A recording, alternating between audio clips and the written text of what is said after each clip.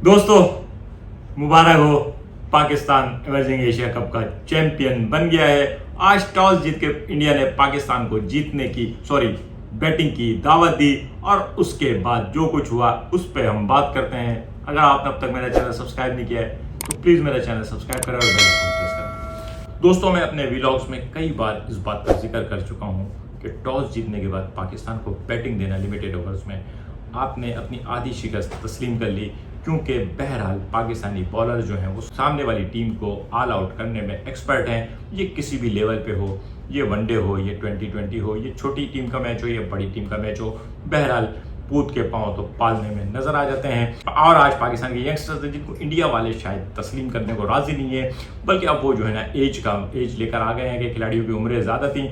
वो हमारे बचपन में होता था ना, हारने के बाद कहते थे बड़े लड़के ले आए, तो तैयब ताहिर की वजह से जो है ना वो ये शोर कर रहे हैं कि बड़े लड़के आ गए थे। बहरहाल पाकिस्तान की तरफ से साइम अयूब और साहबजादा फरहान ने इनिंग का आगाज़ किया। 215 ओवर में 90 प्लस रन जो होते हैं वो ठीक ठाक रन होते हैं, और 17 ओवर में 121 रन के बाद अंदाजा हो गया था कि पाकिस्तान 350 का कोई टारगेट बोर्ड पे लगाने में कामयाब होगा। लेकिन यहाँ पे साइम अयूब जो है 59 रन बना के आउट हुआ। उमर बिन यूसुफ और साहबजादा फरहान ने भी एक अच्छी सॉलिड पार्टनरशिप खेली और स्कोर को 146 तक ले गए, जहाँ पे साहबजादा फरहान भी आउट होके गए। और उसके बाद आज के हीरो तैयब ताहिर आए। तैयब ताहिर और उमर बिन यूसुफ स्कोर को 183 तक ले गए। 183 के स्कोर पे उमर बिन यूसुफ आउट हुआ। फिर इसी स्कोर पे कासिम अकरम 0 और उसके बाद कप्तान हारिस 4 रन बना के 187 पे आउट हुए। ये एक कोलैप्स था।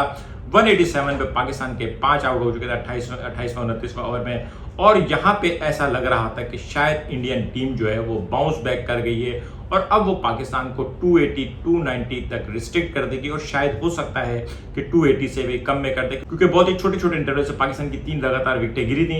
लेकिन यहाँ से वो लाठीचार्ज शुरू हुआ तैयब ताहिर का, जिसने इस मैच का नक्शा बदल दिया।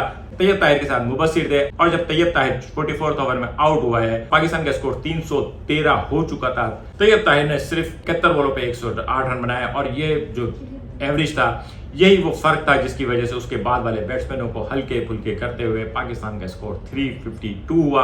इंडिया की जानिब से निशान सिद्धू मेरे ख्याल में इकोनॉमी के लिए आपसे बेस्ट बॉलर था, जिसने 9 ओवर में 48 रन देके 1 विकेट हासिल की, जबकि हर्षित और पराग ने 2-2 विकेटें हासिल की। लेकिन स्कोर बहुत बड़ा था, स्कोर टारगेट पे था। फाइनल के अंदर बड़े स्कोर का बहुत बड़ा प्रेशर होता है, लेकिन जब इंडिया ने बैटिंग शुरू की तो लगा कि ये प्रेशर तो कुछ है ही नहीं, और इंडिया ने 5 ओवर में जो है 50 कंप्लीट कर ली। सुदर्शन और अभिषेक की पार्टनरशिप बहुत जबरदस्त चल रही थी। पहले सुदर्शन आउट हुआ, फिर निक जोस गया, लेकिन अभिषेक और कप्तान धुल ने काफी अच्छी इनिंग को खेलने की कोशिश की। लेकिन 132 के स्कोर पे अभिषेक और 159 पे 5वीं विकेट गिरी थी धुल की। इस बीच में निशान 157 पे आउट हुआ, और यहाँ से इंडियन टीम ने जो कोलैप्स किया तो यहाँ पे उनका कोई रिकवरी मोड नहीं था। पाकिस्तानी टीम ने कोलैप्स किया, छोटा सा 3-4 विकेट गिरी। 187 पे पाकिस्तान के 5 थे, इंडिया के भी 159 पे 5 थे, लेकिन इंडिया रिकवर नहीं कर सका। और उसके बाद फिर छोटे छोटे इंटरवल से 179 पे 6, 188 पे 7, 194 पे 8, 212 पे 9वीं विकेट गिरी और 224 पे 10वीं विकेट, और पाकिस्तान 40वें ओवर में ये मैच आसानी से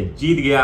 ये मैच यकीनन यंगस्टर्स का था। इन मैचेस को आमतौर पे इतना ज्यादा तवज्जो नहीं दी जाती, रिजल्ट आ जाता है, लोग अखबार में पढ़ लेते हैं। लेकिन एक तो ये कि श्रीलंकन सीरीज के बीच में है, और इस वक्त पाकिस्तान और इंडिया के दरमियान जो क्रिकेट को लेकर सियासत चली है उसकी वजह से वैसे भी इसकी हाइप, फिर इंडिया पाकिस्तान का मैच था, और फिर ये मैच पाकिस्तान के लिए जीतना बहुत जरूरी था। मैं अब यहाँ पे आज की असल बात करता हूँ। अब से 2 दिन पहले इंडिया ने जो प्रोमो रिलीज किया था, उस प्रोमो में पाकिस्तान को जिस तरह से इग्नोर किया गया था उसके ऊपर बहुत सारी बातें हुई। शोएब अख्तर ने उसमें एक एहतजाज भी रिकॉर्ड कराया, और उस एहतजाज के बाद इंडिया वाले सिर्फ एक बात कहते पाए गए थे कि जनाब तुम लोग गरीब हो, तुम्हारे पास तो पैसे नहीं है। इंडिया वालों को पता नहीं कहाँ से ये बात समझ में आ गई है या इनके दिमाग में बैठ गई कि उनके पास बहुत पैसा है। वो पैसा है, मान लेते हैं उनके आईपीएल में बहुत पैसा है, लेकिन आज इस आईपीएल और पीएसएल के मुकाबले में आपको साफ पता चलता है कि पीएसएल में बहुत कम पैसे लगा के बहुत अच्छी क्रिकेट हो जाती है, जबकि आईपीएल में बहुत हजारों अरब रुपए लगा के भी वो शानदार क्रिकेट नहीं होती।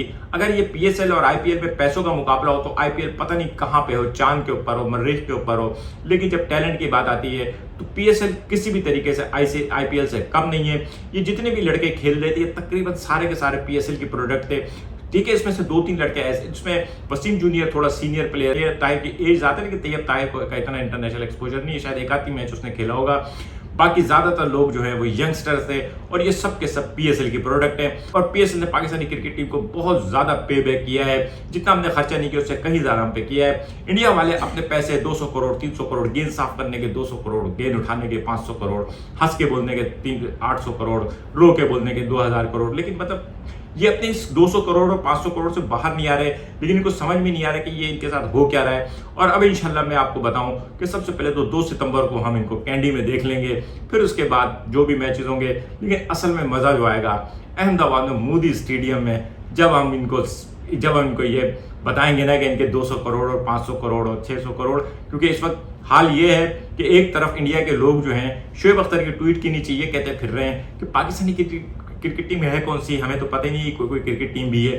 लेकिन दूसरी तरफ उस मैच के लिए इंडिया में जहाज के टिकट की कीमत जो है तारीख में सबसे ज़्यादा महंगी है। हालत यह है कि होटल के कमरे ख़त्म हो चुके हैं, लोग हॉस्पिटल्स में बेड बुक करा रहे हैं उस मैच को देखने के लिए। हाइप इतनी जनरेट करते हैं कि इंडिया वालों के ऊपर ख़त्म है ना इन चीज़ों की पब्लिसिटी, प्रोमोशन, प्रोपेगेंडा, इनके ऊपर ख़त्म है। साबित इस तरह से करते हैं जैसे ये दुनिया में सबसे अमीर लोग हैं, गुर्बत इनके मुल्क से ख़त्म हो गई है, इनके मुल्क में कोई गरीब नहीं है। अगर ये अपने मुल्क में गरीबों की गिनने लगे ना तो फिर ये हमें भूल जाएं कि हम कितने गरीब हैं, हम गरीब हैं या हम अमीर हैं। आपके मुल्क में दुनिया में सबसे ज़्यादा गरीब लोगों की जो तादाद है वो इंडिया में ही रहती है। प्लीज़ अगर IPL से इतना पैसा मिल रहा है तो थोड़ा सा उन गरीबों को दे दो, क्योंकि क्रिकेटर तो आपके पास से बन नहीं रहे। आज का व्लॉग कैसा लगा कमेंट करके बताइएगा। मिलेंगे अगले किसी व्लॉग के साथ। शुक्रिया।